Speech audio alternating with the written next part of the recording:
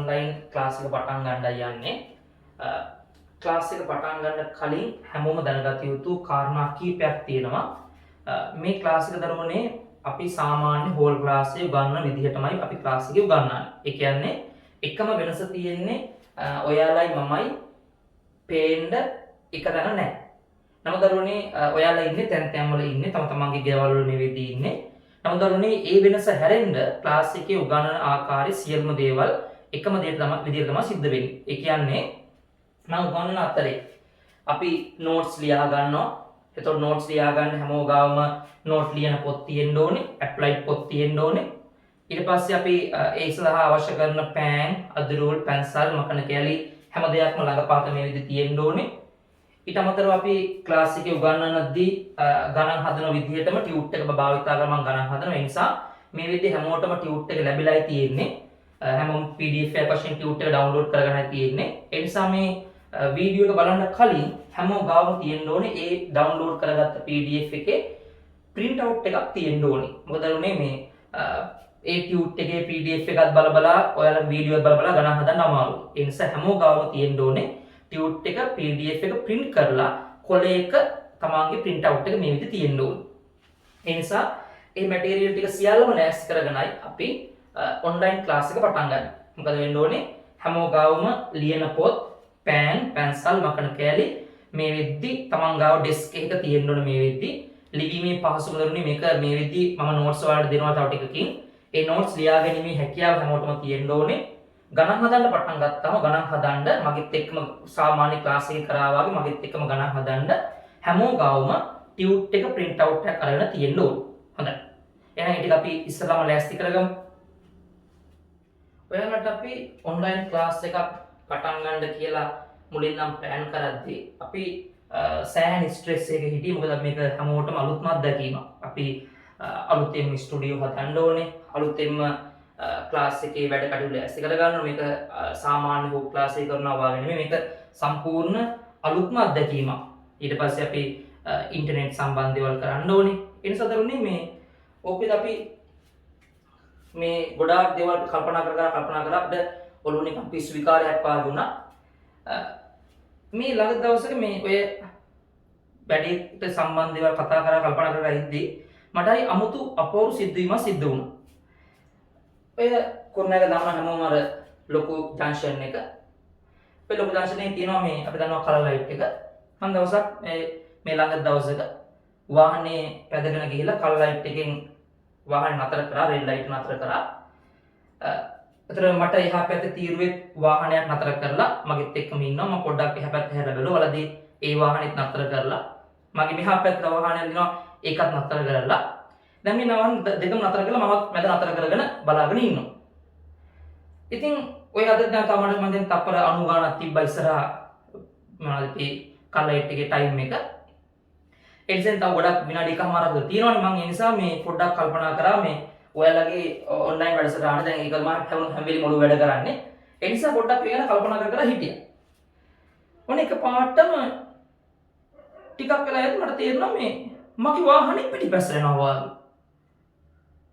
මම හොඳටම ෂුවර් මම මේ බ්‍රේක් කරගෙන ඉන්නේ වාහනේ. ඒත් මට තේරෙනවා මේ මගේ වාහනේ හොගාලා පිටිපස්සට යනවා.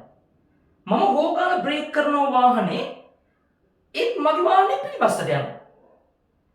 එතකොට තමයි මම තීරුම් ගත්තේ නෑ මේ මගේ වාහනේ පිටිපස්සට යනවා නෙමෙයි. මමයි තව දෙපැත්තෙන් දෙන්නෙකුයි වාහනේ නතර කරගෙන හිටියා.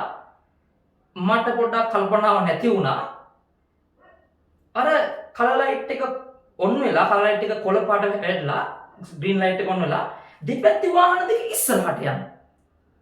නමුත් මට හිතෙන්නේ මොකද්ද? මට හිතෙන්නේ මගේ වාහනේ පිටිපස්සට යනවා. මොකද මම හිතන් ඉන්නේ දෙපැත්තේ වාහන දෙක නිශ්චලයි. එදෙන් නතර කරගෙන හිටියේ. මමත් නතර කරගෙන හිටියේ.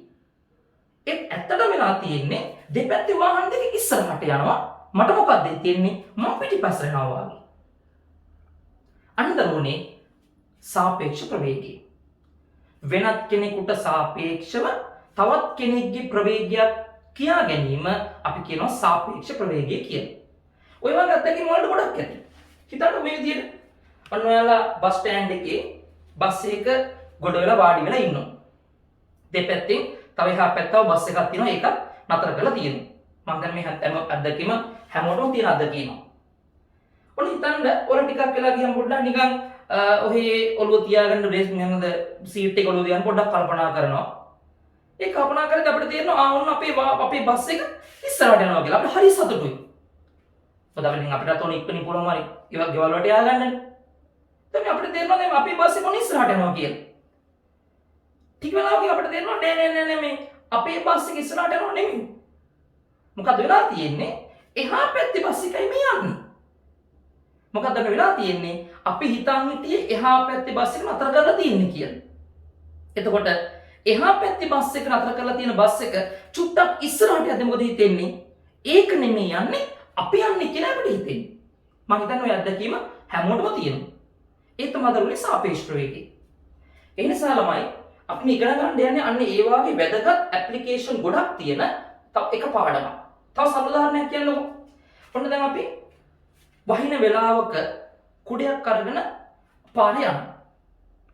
දැන් හිතන්න දරුවනේ අපි ටිකක් හයියෙන් පාරේ යනවා. හිතන්න හුලඟක් නැහැ කියලා. එතකොට කෙලින්ම වහි බින්දු වැටෙන සිරස්ස පහලට අපේ ඔළුවේ මුදුනට. ඒත් අපි ළමයි හයියෙන් යද්දී අපි කුඩේ හිලුවොත් එම හරියටම කෙලින් කරලා සමහරවිට අපි උත්ෙමෙනවා. එතකොට අපිට තියෙනවා සමහරවිට අපි කුඩේ මෙන්න මෙහෙම පැත්තට හරවලා හිරනවා. නැත්නම් මේ පැත්තට හරවලා හිරනවා. ඇයි එහෙම කරන්නේ? අන්න අපි ඉස්සරහට යන වැහි බින්දු සිරස්ස පහලට වැටෙනවා. එතකොට අපිට සාපේක්ෂව හරියට නිකන් වැහි බින්දුව මේ පැත්තෙන් එනවා වාගේ. එතකොට අපි කරන්නේ කුඩේ මේ පැත්තට හරවනවා. අන්න එතකොට අපේ කුඩින් ආවරණය වෙලා අපිට පහසුවෙන් යන්න පුළුවන් වෙනවා. මම දන්නේ ඔය අත්දැකීම් ටික හැමෝටම තියෙනවා. ඒ නිසා පටන් ගන්න උත්සාහ කරන්නේ ඔන්න ඔය වාගේ ගොඩාක් ප්‍රායෝගික අත්දැකීම් තියෙන වැදගත් පාඩමක්. හොඳයි. හැමෝම දාගන්න පාඩමේ මාතෘකාව සාපේක්ෂ ප්‍රවේගය. අපි ඉගෙනගත දරුවනේ දෛශික පාඩමේදී විශේෂ මූලධර්මයක් දෛශික ආකලන මූලධර්මය. මේ අහන්නකෝ. හිතන්න මෙන්න මේ වාගේ අපි ගාව තියෙනවා ත්‍රිකෝණයක්. හිතමු ත්‍රිකෝණය මේ ලක්ෂය A, මේ ලක්ෂය B, මේ ලක්ෂය C. තරුණේ A වල ඉඳලා B දිශාවට දෛශිකයක් නිරූපණය කරගත්තොත් එක AB දෛශිකය, B වල ඉඳන් C වලට දෛශිකයක් ගත්තොත් එක BC දෛශිකය. අපි බැරි වෙලා හරි මේ AB කියන දෛශිකයට BC කියන දෛශිකය එකතු කරොත් එහෙම මොකක්ද අපේ උත්තරේ වෙන්නේ? A වල ඉඳන් B වලට ගියා, B වල ඉඳන් C වලට ගියා කියන්නේ හරියට නිකන් A වල ඉඳලා C වලට ගියා වාගේ. එහෙනම් මේක සමාන වෙනවා, සර්ව සම වෙනවා AC කියන දෛශිකයට. අපි මේකට කිව්වේ දෛශික ආකලන මූලධර්මය. හොඳයි. අපි දැන් අපේ පාඩම මෙතනින් පටන් ගමු. හැම මාතෘකාව දාගන්න දෛශික ආකලන මූලධර්මය. හොඳයි. දැන් මේ බලන්න මාතෘකාව දාලා මේ රූප සරණ ඇඳලා මේ ටික ලියාගමු. ලියලා කොටුවක් දාගන්න දෛශික ආකලන මූලධර්මය. දැන් හැමෝම මේ වීඩියෝ එක චූට්ටක් නතර කරලා මේ රූප සරණ ඇඳලා මේ ටික ලියලා කොටුවක් දාගන්න. දරුවනි හිතන්නකෝ මේ දෛශික විස්ථාපන කියලා. අපි හිතුවත් එන්නේ මේ සියලු දෛශික විස්ථාපන කියලා. මොකද AB දෛශිකය කියන්නේ A වල ඉඳලා B වලට ගමන් කරපු විස්ථාපනය. මොකද BC දෛශිකය කියන්නේ B වල ඉඳලා C වලට ගමන් කරපු දෛශිකය. මොකද AC දෛශිකය කියන්නේ A වල ඉඳලා C වලට ගමන් කරපු දෛශිකය. අපිට දරුවනේ මෙහෙම හිතන්න පුළුවන් නේ. ඔන්න B වල ඉඳලා මිනිස්සෙක් බලාගෙන ඉන්නවා. B වල ඉන්න මිනිස්සයාට හිතෙනවා A වල ඉන්න මිනිස්සයා තමන්ගේ දිශාවට එනවා කියලා. එහෙනම් මොකද වෙලා තියෙන්නේ? B වල ඉන්නවා නිරීක්ෂකයෙක් බලාගෙන. ඒ වල ඉන්න වස්තුව. එතකොට මොකද වෙන්නේ? B වල ඉන්න නිරීක්ෂකයා බලාගෙන ඉද්දී ඒ එනවා Taman දිශාවට. අන්නතරුන් අපි එතකොට කියනවා B ට සාපේක්ෂව B ට හිතෙන විදිහට ඒ ගමන් කරපු විස්ථාපනය තමයි මේ AB දෛශිකය නිරූපණය කරන්නේ. අපිට මේ ක්‍රියාව මේ විදිහට බලන්න AB කියන්නේ විස්ථාපනය. අපි විස්ථාපනයේ සංකේතවත් කරන්න ගන්නවා S කියන සංකේතයේ විස්ථාපනය. විස්ථාපනය කාගේ විස්ථාපනයේද?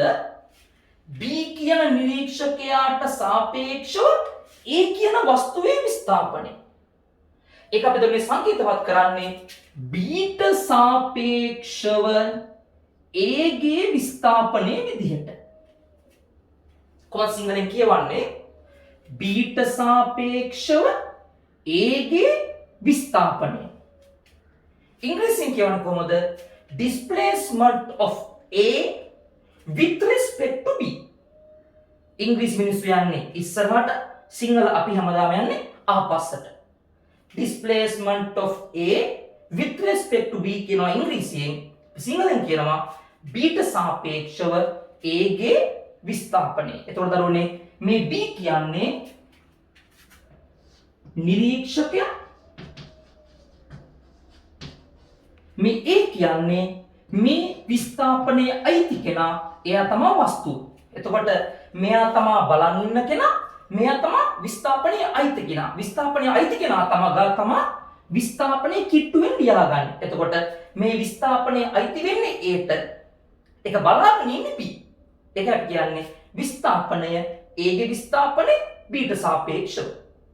හොඳයි. මට කියන්න ඉරන්දරුනේ මොකද්ද මේ BC කියන්නේ කියලා? එතකොට BC කියන්නේ B වල ඉඳලා C වලට යන විස්ථාපනය. හරියට නිකන් දැන් C වල ඉන්නවනම් නිරීක්ෂකයෙක් බලාගෙන ඉන්නවනම් දැන් B වල ඉන්නවනම් දරුනේ වස්තුවක්. අන්න මොකද වෙන්නේ? C නිරීක්ෂකයෙක් බලාගෙන ඉද්දී B වල ඉන්න වස්තුව ගමන් කරනවා C දිශාවට. අන්න අපි කියනවා C ට සාපේක්ෂව B ගේ විස්ථාපනය. ඒක අපිට මේ සංකේතවත් කරන්නේ කොහොමද? විස්ථාපනය C ට සාපේක්ෂව C බලාගෙන ඉද්දී B ගේ විස්ථාපනය. අන්න ඒකද මේ නම් සමානයි. මට ගෙස් කරලා කියන්න අවසානයේ මොකද්ද මේ AC කියන්නේ? එතන AC කියන්නේ නම් C වල මිනිස්සෙක් බලාගෙන ඉද්දී A වල ඉන්න වස්තුව ගමන් කරන විස්ථාපනය. එහෙනම් කියන්නේ විස්ථාපනය C වල නිරීක්ෂකයෙක් බලාගෙන ඉද්දී A ගේ විස්ථාපනය. තරුණේ මේ සියල්ලම දෛශික. අපි ඒ නිසා සංකේතවත් කරන්න මෙන්න මේ විදිහට යටින් ඉරි කැලි ගහ ගන්නවා, දෛශික සංකේතය දාන්න. එයන්වත් මේකට කියනවා මේ සාමාන්‍ය දෛශික ආකල්ප මූල ධර්මය. මේක අපි ධර්මයේ කියනවා මේකට සාපේක්ෂ විස්ථාපන මූල ධර්මය කියලා. එහෙනම් හැම මාතෘකාව දාගන්න සාපේක්ෂ විස්ථාපන මූල ධර්මය. මාතෘකාව දාලා ආය පරතරෝනේ අපි මේ රූප සරණ ගන්න ඕනේ නැහැ. මේ රූප සරණ වල ටික ටික තියෙනවනේ. ඒ නිසා අපි මාතෘකාව දාගමු සාපේක්ෂ විස්ථාපන මූල ධර්මය. මාතෘකාව දාලා තොරේ දෛශික ආකල්ප මූල ධර්ම නැවත වතාවක් ලියාගෙන මේක ලියලා මෙහෙමදනේ මේ වෙන් කරගන්න. A කියන්නේ වස්තුව, B කියන්නේ නිරීක්ෂක බව වෙන් කරගන්න. වෙන් කරලා මෙන්න මේ විදිහට කොටුවක් දාලා තියාගන්න අපේ සාපේක්ෂ විස්ථාපන මූල ධර්මය. හොඳයි. දැන් මම මේ වීඩියෝ එක චූට්ටක් නතර කරලා එතකොට මම මේ කාරණා ටික ලියලා කොටුවක් දාගන්න. වර්ධනේ මතකද මේ අපේ මේ කොරෝනා කේස් එකට කලින් අපි පන්ති කරලා හිටියේ අවකලනය කියන මාතෘකාව. වර්ධනේ මතකද අපි කතා කළා dy බෙදීම dx කියන්නේ මොකද්ද? dy බෙදීම dx කියන්නේ x ගේ ඉතා කුඩා වර්ධනයකට අදාළ කරන y ගේ වැඩිවීම කොච්චරද? ඔයාලට මතකද අපි කතා කරා සරලව අර්ධකීම කතා කරා dw dx කිව්වේ x ට සාපේක්ෂව y වැඩිවීමේ ශීඝ්‍රතාවය. සරලව කියනවා නම් x ගේ චූටි ඒකක එකක් වැඩි වෙද්දී y ගේ ඒකක කොච්චරක් වැඩි වෙනවද? ඒ නිසා තමයි මතකද යාට සරලව මම තමයි සාමාන්‍යයෙන් හෝල් ක්ලාස් උගන්වද්දී මේ වසංගත කාලේ නොවන කාලයක උගන්වද්දී අවකලනය යෙදීම් පාඩම කරලයි මේ පාඩම කරන්නේ. එතකොට ඔයාලට ශීඝ්‍රතාවයේ සම්බන්ධ ලොකු අවබෝධයක් තියෙනවා. ඒතර තමාට ඒ සම්බන්ධ ලොකු අවබෝධයක් නැහැ. ඒ නිසා මම ඒක චුට්ටක් කියලා දෙන්නම්. එතකොට මේ dy බෙදීම dx කියන්නේ x ට සාපේක්ෂව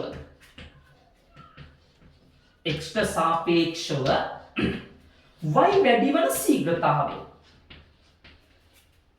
y වැඩි වෙන ශීඝ්‍රතාවය. ඔන්න තමයි dy dx කියන්නේ තේරුම. එතකොට මම හිතන්නකො නිකමට මේ x කියන්නේ කාලය කියලා. දැන් මොකක්ද තේරුම? දැන් තේරුම x ට සාපේක්ෂව x කියන්නේ කාලය. ඒ නිසා මේක කාලයට සාපේක්ෂව y කියන යම් භෞතික රාශියක් වැඩි වෙන ශීඝ්‍රතාවය.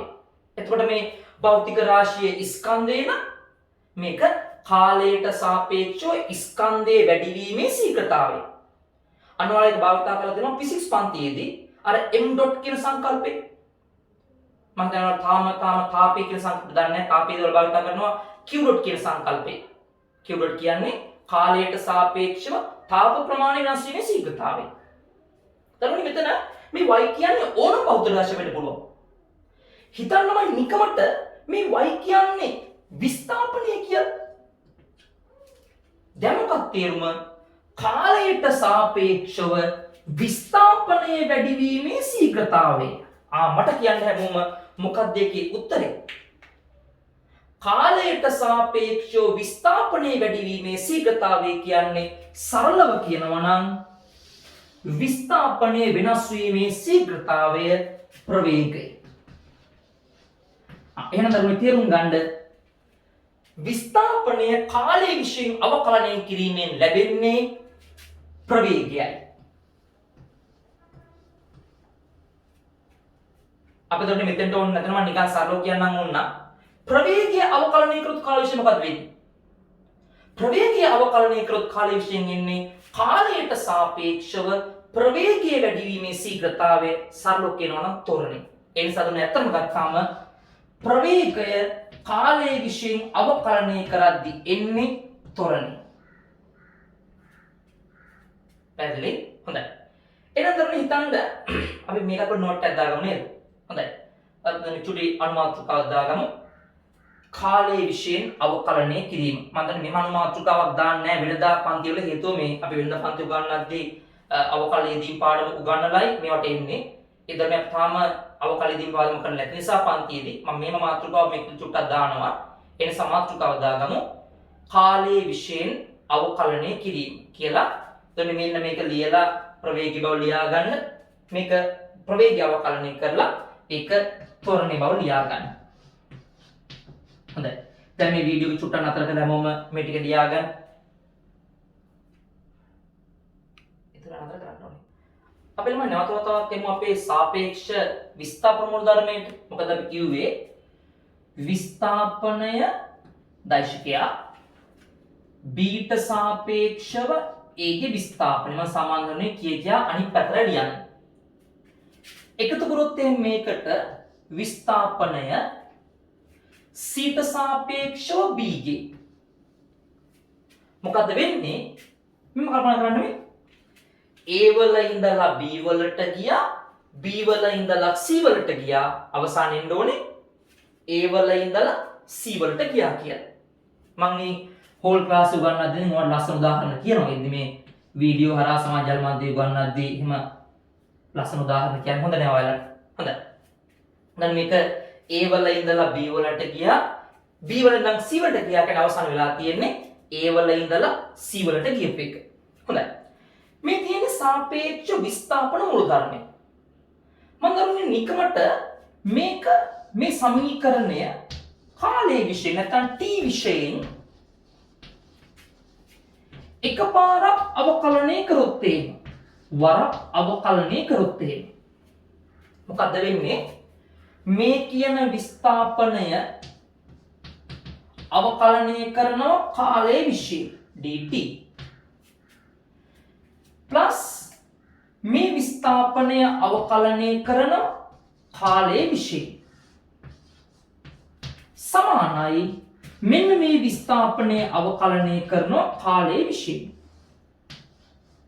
අපිට දරුනේ දෛශික අවකලනය කළ හැකි අපි ඒවට කියන්නේ වෙක්ටර් කැල්කියුලස් කියලා දෛශික අවකලනය අනුකලනය කළ හැකි ගැටලුවක් නැහැ දැන් මොකද අපිට එන්නේ විස්ථාපනය කාලයේ විශේෂයෙන් අවකලනය කිරීමෙන් ලැබෙන්නේ ප්‍රවේගයයි. ඒ නිසා මේක ප්‍රවේගය. හැබැයි නිකම් ප්‍රවේගය නෙමෙයි මොකද්ද? a, b. මොකක්ද දරුනේ a, b කියන්නේ? b ට සාපේක්ෂව a ගේ ප්‍රවේගය. ඉංග්‍රීසියෙන් කියනවා velocity of a with respect to b. ඉංග්‍රීසි කාර්යය හැම වෙලේම යන්නේ ඉස්සරහට. අපි සිංහල යනවා ආපස්සට b ට සාපේක්ෂව a ගේ විස්ථාපනයේ විදියට අපි යන්නේ ආපස්සට එකතු කරනවා විස්ථාපනයේ අවකලනය කරොත් කාලයේ විශේෂ ප්‍රවේගය මොන ප්‍රවේගයද b, c මොකද්ද b, c කියන්නේ c ට සාපේක්ෂව b ගේ ප්‍රවේගය සමාන කන්දරුනේ එහා පැත්තේ ප්‍රවේගය a, c c ට සාපේක්ෂව a ගේ ප්‍රවේගය හොඳයි. අන්න අපි දරුනේ මේකට කියනවා ප්‍රවේගය සම්බන්ධ සාපේක්ෂ ප්‍රවේග ඇතුළත් මූලධර්මය සාපේක්ෂ ප්‍රවේග මූලධර්මය කියලා. හොඳයි. එහෙනම් හැමෝම දාගන්න ඔයාලගේ පාඩමේ මාතෘකාව සාපේක්ෂ ප්‍රවේග මූලධර්මය. හොඳයි. දරුනේ එහෙනම් හැමෝම දැන් මේ වීඩියෝ එක චූට්ටක් නතර කරලා මෙන්න මේ සාපේක්ෂ ප්‍රවේග මූලධර්මය කියන මාතෘකාව දාලා මෙන්න මෙතනින් පටන් අරගෙන දරුනේ ලියලා ඔක්කොම ටික කොටුවක් දාගන්න.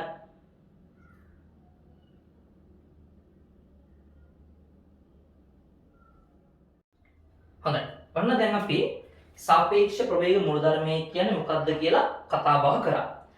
දැන් අපි දරුනේ ලෑස්ති මේ පාඩමේ ගණන් වලට යන්න. තේරුම් ගන්න ඕනේ මේ පාඩම බොහොම තියරි අතින් කෙටි පාඩමක්. ඔයාලට මොකද උගන් විශේෂ ලොකු තියරි නැහැ.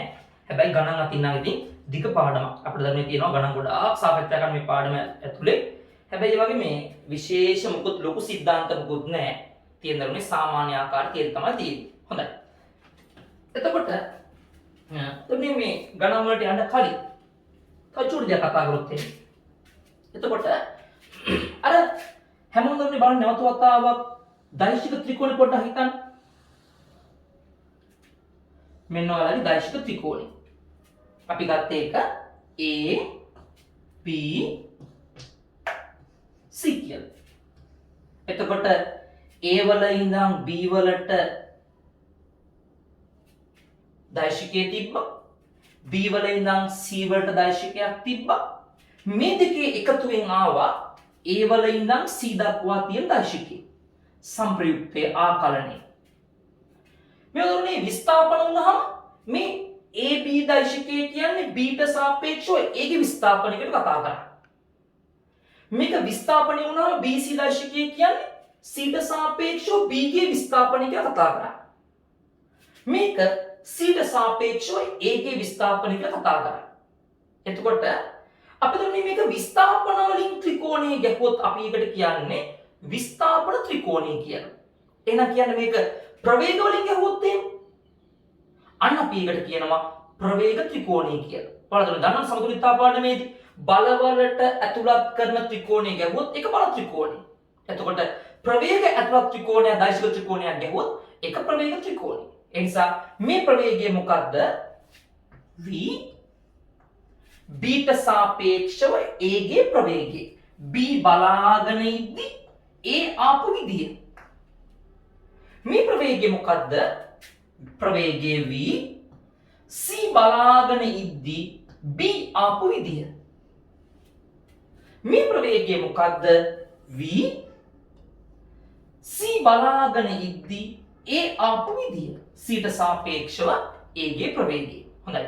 අපි මෙන්න මේ ත්‍රිකෝණයට කියනවා නම් දැන් මේක නිකාම දෛශික ත්‍රිකෝණයක් නෙමෙයි මේක ප්‍රවේග ඇතුළත් කරලා ගහපු දෛශික ත්‍රිකෝණේ ඒ නිසා කියනවා ඒකට ප්‍රවේග ත්‍රිකෝණය කියලා.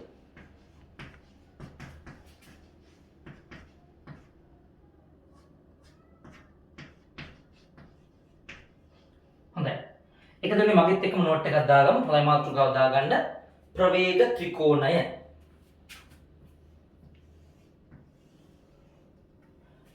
අපි මෙහෙම ලියාගමු. ප්‍රවේග ඇතුළත් කර ඇඳගනු ලබන ත්‍රිකෝණය දෛශික ත්‍රිකෝණය ප්‍රවේග ඇතුළත් කර ඇඳගනු ලබන දෛශික ත්‍රිකෝණය ප්‍රවේග ත්‍රිකෝණයේ ලෙස හැඳින්වේ. ප්‍රවේග ඇතුළත් කර ඇඳගනු ලබන දෛශික ත්‍රිකෝණය ප්‍රවේග ත්‍රිකෝණයේ ලෙස හැඳින්වේ. හොඳයි. දැන් හැමෝම මේ වීඩියෝ එක චූට්ටක් නතර කරලා මෙන්න මේ ත්‍රිකෝණය ඔයාලගේ රූප සරණ ඇඳගන්න.